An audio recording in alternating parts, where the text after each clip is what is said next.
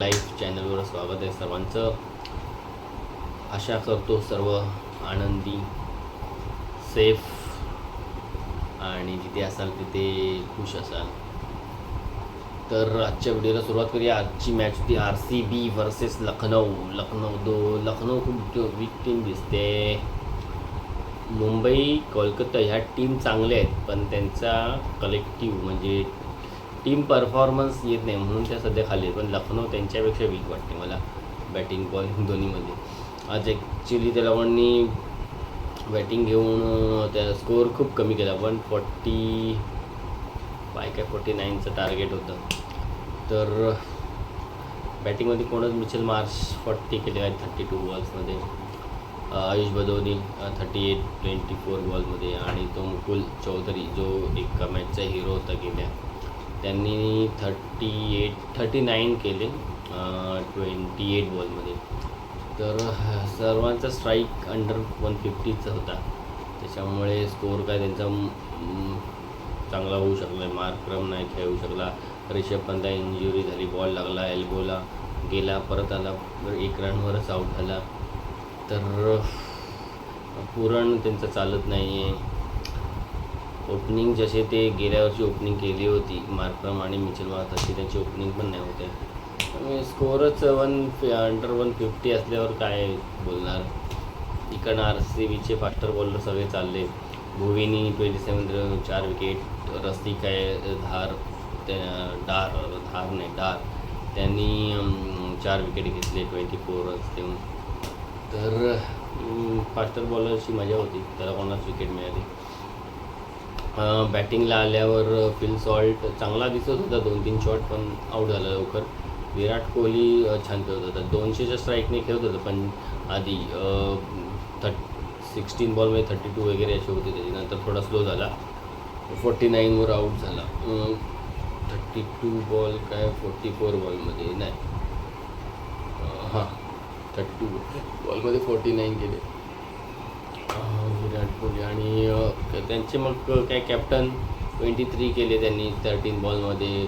जितेश शर्माने पण 23 केले, त्यांनी पण 13 बॉलमध्येच. आणि त्यांचे हिटमॅन काय त्याचं नाव, हा आपला टीम डेव्हिड आणि शेफर्ड दोघांनी 14चं कॉन्ट्रीब्युशन केलं आणि इझिली मॅच जिंकले 4 ओव्हर बाकी असताना. इझी विन होती. LSGकडून आमिर खानने खूप चांगली बॉलिंग टाकली, 24 रन्स देऊन 2 विकेट घेतले 4 ओव्हर्समध्ये. यांनी पण 3 विकेट घेतली, पण रन्स जास्त घेतला. प्रिन्सने 3 ओव्हरमध्ये काहीतरी 30 रन्स देऊन 3 विकेट घेतले. तर ओव्हरऑल मॅचमध्ये काही एवढी मजा नाही आली. आणि LSG सुरुवातीपासूनच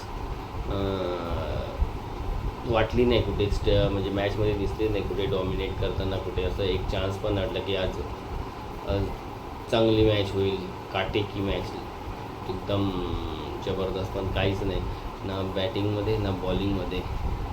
तर LSGला खूप इम्प्रूव्हमेंटची गरज आहे. आता जर रिषभ पंतची इंजुरी माहिती नाही, आज तो किपिंगला पण आला नाही, त्याच्याबद्दल तो मुकुल चौधरी विकेट किपिंग करत होता. ॲक्च्युली हेझलवूडला 2 बॉल असे बीट झाला, त्याला काही कळलंच नाही काय बॉल कुठून जातो. तर एक आधी पण त्याला पोटात बसला, आणि दुसरा बॉल इथे फुल करायला गेला आणि इथे बसला एल्बोला, आणि त्याला एवढा दुखला की पेनमध्ये होता तो. मग तो फिजे वगैरे आला, त्यांनी बघितलं, पण त्याला नाही तो होत होतं खेळणं, म्हणून तो बाहेर गेला. नंतर परत 2 आयुष बदौनी वाटतं आऊट झाल्यावर पुन्हा आला बॅटिंगला, पण 1 रन्स केला 6 बॉलात आणि आऊट झाला. फिल्डिंगला पण दिसला नाही, त्याच्यामुळे त्याचं पुढच्या आता माहिती नाही का इंजुरी त्याची केवढी आहे ती. त्याच्या मागे एक इंजुरी लागलेलीच असते काही नाही काय. हल्ली म्हणजे जेव्हापासून त्याचे ॲक्सिडेंट झाले तेव्हापासून चालूच आहे. पण एक एंटरटेनिंग प्लेयर आहे तो, बस. बाकी थोडा 2020 जे सध्या ज्या फेजवर 2020 चाललं आहे आणि खेळतात आहे, त्याच्यात सध्या तो लॅक करते, थोडा कमी पडतो आहे. त्याला इम्प्रूव्ह करावे लागणार, आपले शॉट,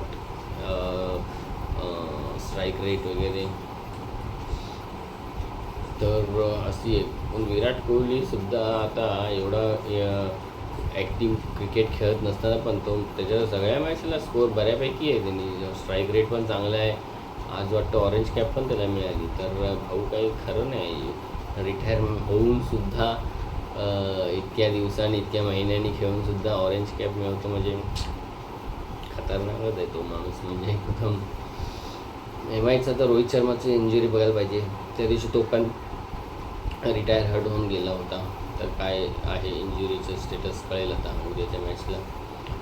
तर आणि एम आयला जिंकणं गरजेचं आहे. तिकडे चेन्नई हरून वीक टीम हरून काल लगातार दोन मॅच जिंकले. तर ही पंजाब सध्या टॉपच्या टीम याच दिसतात आहे. एक पंजाब, RCB, RR आणि थोडीफार दिल्ली, या 4 टीम खूप चांगले दिसत आहे. त्याच्यानंतर SRH आहे थोडीफार, MI, कलकत्ता, आणखीन चेन्नई पण आहे चांगली. जरा आता म्हणजे हल्ली या 2 मॅचमध्ये जरा चांगली दिसते. तर मॅच जरा चांगल्या झाल्या पाहिजे, टफ झाल्या पाहिजेत, मजा येईल. पण ठीक आहे, माझी एक इच्छा जी या IPLमधून बघायची होती की फास्टर इंडियाचे बॉलर 2-3 चांगले दिसले.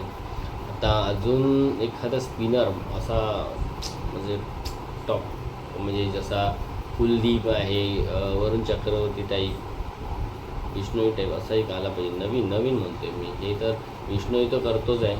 त्या दिवशी चक्रवर्तीने पण चांगला स्पेल टाकला.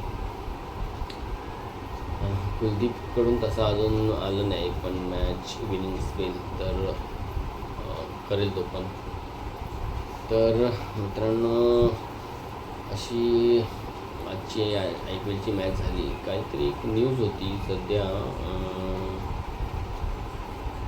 न्यूज म्हणजे असंच एक डिबेट होती की रजत पाटीदार आणि श्रेयस अय्यर यांच्यापैकी कोणा एकाला की दोघांना 2020 इंडियाच्या टीममध्ये चान्स मिळायला पाहिजे की नाही. तर माझ्या मते ना दोघं पण डिझर्व करतात. दोघं सॉलिड प्लेयर आहेत मिडल ऑर्डरचे, पाटीदारसुद्धा आणि श्रेयस अय्यर. आणि दोघांकडे 2 ॲडव्हान्टेज पण दिसतात आहे. दोघांची कॅप्टनशिप पण सॉलिड आहे. रजत पाटीदारनी पण एवढ्या स्टार लोकांना कॅप्टनशिप करून कप जिंकला आणि चांगली कॅप्टनशिप करतो. म्हणजे चेंजेस, बॉलिंग चेंजेस आणि प्रेशरमध्ये नाही दिसत. श्रेयस अय्यरसुद्धा, श्रेयस अय्यरने जर 3 टीमला फायनलमध्ये घेऊन गेला आहे तर तो खतरनाक आहे. तर असे कॅप्टन्स असायला पाहिजे इंडिया टीमला. शुभमन गिल तेवढं कॅप्टन्स मटेरियल वाटत नाही टेस्टमध्ये आणि ODI दोन्हीमध्ये पण. तर आणि या दोघांचे प्लस आहे की दोघं स्पिनरला खूप चांगल्या पद्धतीने हँडल करतात. तर मिडल ऑर्डरमध्ये जेव्हा ते लोक येतात तेव्हा स्पिनरच मोस्टली बॉलिंग करतात. तर असा एखादी प्लेयर इंडियाला पाहिजे. म्हणजे निदान सिच्युएशनप्रमाणे किंवा काय ते रोटेशन पॉलिसी दरम्यान चान्स देऊन बघू शकतात. पण दोघं किंवा दोघांना ही चान्स दोघांपैकी कोणाला तरी मिळायला पाहिजे इंडिया टीममध्ये. ह्याच्या जागेवर बनवू शकतो कोण. सध्या आपला हा फॉर्ममध्येच आहे. रिंकू सिंग नाही आहे. तिलक वर्मा पण 1 डाऊन त्याला पाठवत होते तेव्हा चांगलं होतं, पण नंतर 5-6वर येऊन 2-3 इनिंग चांगला खेळला होता. कॅप्टनचा पण फॉर्म तसा आपला चांगला नाही.